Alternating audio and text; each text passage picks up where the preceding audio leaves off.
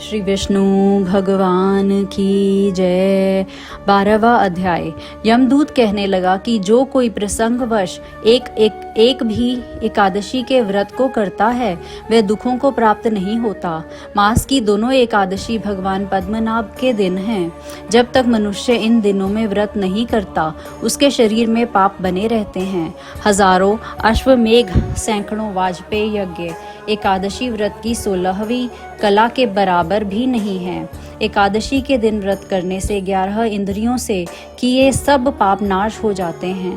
गंगा, गया, काशी, पुष्कर, कुरुक्षेत्र, यमुना, चंद्रभागा कोई भी एकादशी के तुल्य नहीं है। इस दिन व्रत करके मनुष्य अनायास ही बैकुंठ लोक को प्राप्त होता है। एकादशी को व्रत और रात्रि को जागरण करने से माता पिता और स्त्री के कुल की 10-10 पीढ़ियां उद्धार पाती हैं और वह पीतांबरधारी होकर भगवान के निकट रहते हैं।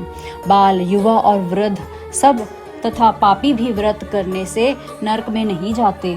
यमदूत कहता है, हे वैश्य, मैं सूक्ष्म में तुमसे नरक से बचने का धर्म कहता हूँ।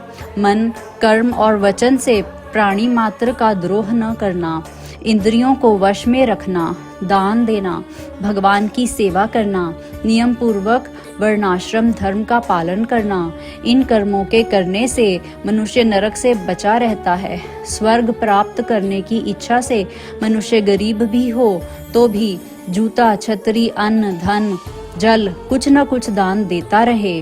दान देने वाला मनुष्य कभी यम की यातना को नहीं भोगता तथा दीर्घायु और धनी होता है।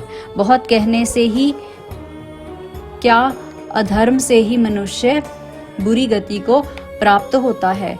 मनुष्य सदैव धर्म के कार्यों से ही स्वर्ग पाता है।